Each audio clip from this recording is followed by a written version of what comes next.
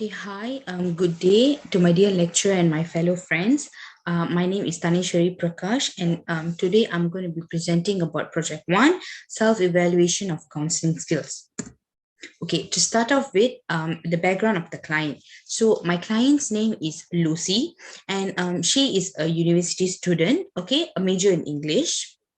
And Lucy lives away from home with some friends. So it is meant to be said that she's living in a hostel not far from her university. Okay, so moving on, case summary. So to start off with, Lucy has been actually referred by her GP for a psychological therapy because she has been experiencing low moods and some symptom of depression. So her GP has referred her to a psychologist. And from the video that I've watched, it is to be said that Lucy has been going through a number of problems, which is from her university problems, from her study issues to her parents' marriage, and etc. Okay, so to start off with, as I said, Lucy has been experiencing low moods and symptom of depression.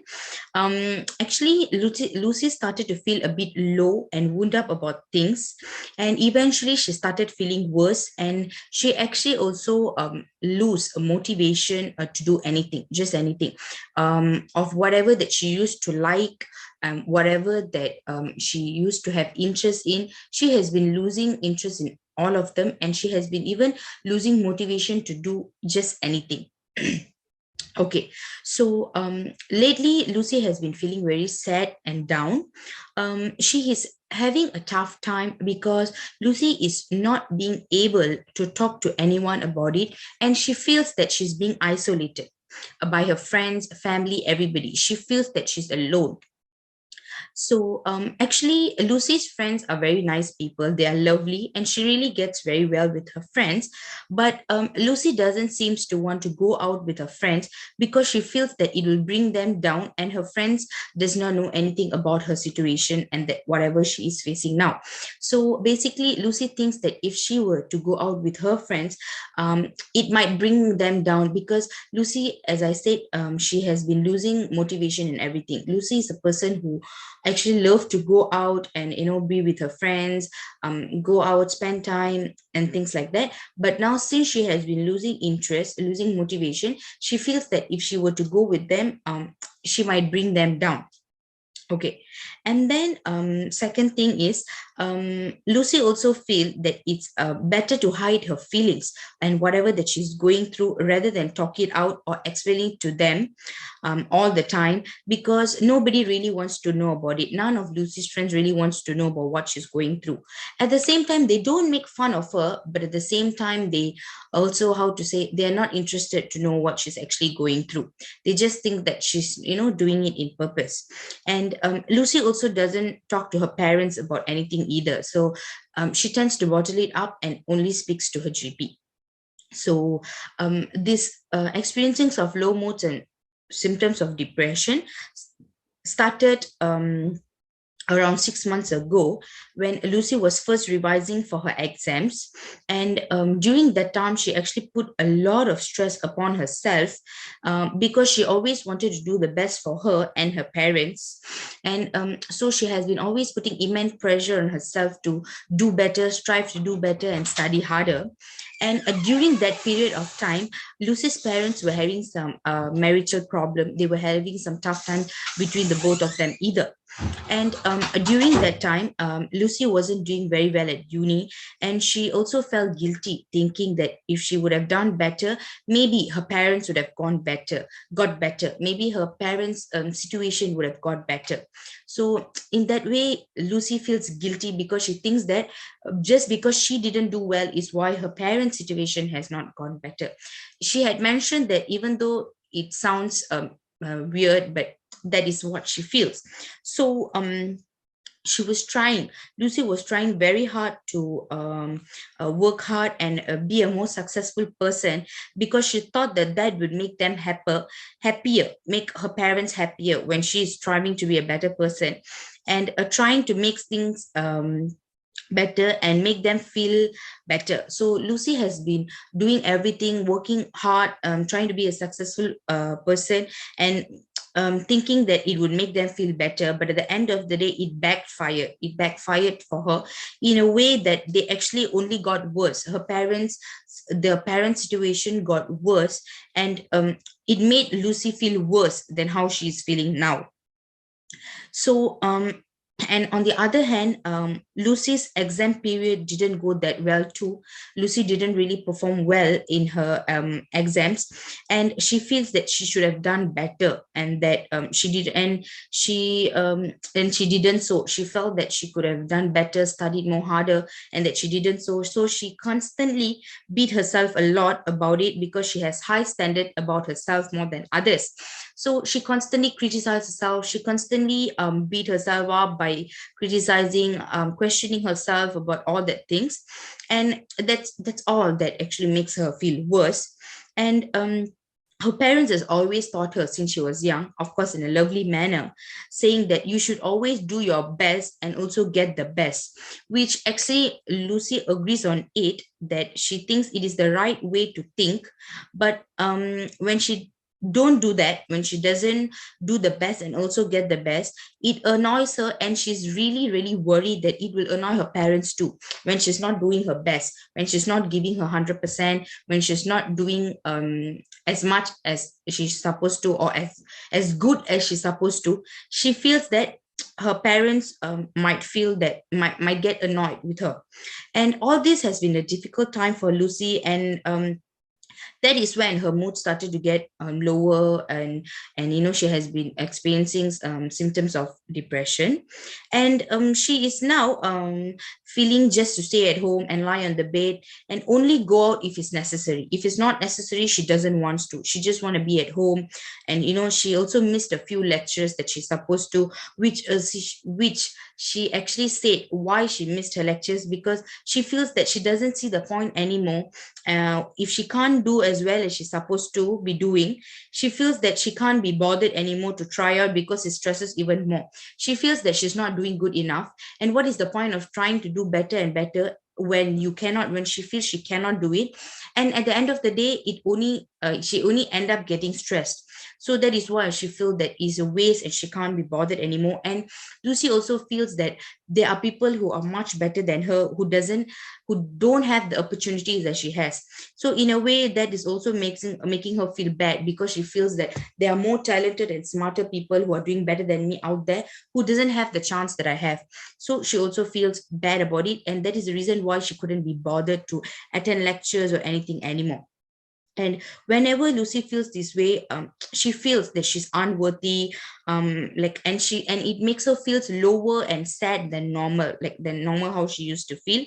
And the feeling of her not doing good enough, which she thinks she should have done better, makes her feel sad, angry, and frustrated. These are the emotions that she has been going through when she thinks that she can't do good enough. And she also feel very embarrassed when it comes to talking about this matter to her GP or anybody, and because she has never yet to talk to anyone about this topic, and she feels uncomfortable being in this situation, because how to say, she feels that she could have done better. That is the constant thing that has been going in her mind, and she feels that she's not good enough. That is why she doesn't speak to anybody about it. And more than mentally, physically, Lucy feels that it's draining her energy. How to say, she's feeling lethargic, she's developing sleep problems, because the whole night she tends to think about the problem, dwell over it, when she knows that she shouldn't, but that is what she tends to do. So that is the case summary. And moving on to the counseling stages, which is the rapport building stages. Okay, so since this is just the first session, I have two stages I have identified here. One is rapport building, and the other one is identifying stage. So for the rapport building stage is to make the client feel comfortable during the session. So that is a successful how to say, we were successful in a rapport building stage because the counselor had made the client open up, which shows that the client is comfortable with the psychologist as well as the session, and it also made it easier and comfortable for the client to fully open up. And at the beginning of the session, during the rapport building stage, since this is the first client with this is the first session for Lucy with the psychologist, the psychologist did talk about random stuff, did talk about random things like how she has been referred by the GP, etc. That also makes her feel better, made her feel like, how to say, like, okay, at least they are not immediately going into the session just because I was referred. So it made her feel a bit better. And by the way, how Lucy was talking, we could already see that she was comfortable in the session, and the rapport building stage was successful. Moving on to the identifying stage, the second stage, which is talking deeper about the problems, getting know more about the issues faced, and carefully listen and draw out information about the client's current situation. So actually, during the identifying stage, we could see that as the session was going on, the psychologist tend to go deeper into, she started to dive deeper into the problem. We could see Lucy bringing out a lot of things, a lot of emotion reflected on her, and we could see that we got to know more issues that was faced by Lucy, and what is the main problem, how did it develop, and things got deeper and better, which was easy to identify, which was the second stage, as I said, was also a successful stage. And the counselor did carefully listen and draw out all the information about Lucy's current situation. So next is the strength and growth area. Okay, so now first I'll be talking about the strength. The strength is good paraphrasing skills, good attending and listening skills, a reflection of feelings. Okay, so for the paraphrasing skills, I can say that the counselor did a very good job. She was very good in paraphrasing everything, each and everything Lucy had said, which gave a clear understanding for me, who was reviewing the video, and as well for Lucy, who was listening to what the counselor was saying. It was very clear, and it was very, though Lucy has been saying quite a number of things at one point, at one topic, she has been saying a lot. The counselor had paraphrased properly, and it made it easier for us to understand. And second was attending and listening skills. The counselor did listen very attentively. She did catch up every information Lucy was saying. She didn't miss out anything, and that was one of the strength. And a third, reflection of feeling. Every now and then, the psychologist did reflect on Lucy's feelings, which made Lucy reflect upon herself, thinking like how she actually felt, which is, I think, that is a very good strength, to reflect on somebody's feelings. And every now and then, and that made it easier for us to understand what actually is Lucy's feeling during the problems that she has been facing every now and then. And next, for the growth. Okay, so there wasn't much eye contact from the psychologist. She was mostly how to say, taking on notes. So when she was taking on note, it made the situation kind of awkward, because the psychologist immediately doesn't ask questions. She was busy taking down notes, and whenever she were to ask questions to the to Lucy, she tends of looking down at the notes and then ask and look up. So there wasn't like proper eye contact, and there was quite silence there. And the psychologist also mentioned to Lucy, saying that I am taking down some notes and I will be explaining later, because it was very obvious that things were getting kind of awkward. And I think that isn't a good thing, to actually, concentrate on taking notes instead of listening to she was listening attentively and taking on all the points. But when she doesn't make the proper eye contact, and when there was awkward silence, and like when she was very involved in writing, taking down notes, that made that created discomfort in the session. Second thing, close posture. The psychologist wasn't sitting squarely. Her legs were crossed and she was laid back. So it made it look like she wasn't really interested. It wasn't like it wasn't like a proper position for a counselor to actually, sit. As I said, she wasn't sitting squarely, and she was very much laid back. And third was voice tone. Throughout the whole session, her voice tone was just like very blunt and very straight. There was no emotion in her voice tone. There was no how to say, there was nothing. It was just like too blunt, too straight and flat her voice tone was very flat throughout the whole session, where you can't see, is the counselor empathizing, sympathizing, what is actually the counselor's feeling. You can't see anything. It's like too blunt and flat. So that's for the voice tone. And I came to the end of our presentation. Thank you so much, Madam Raihan.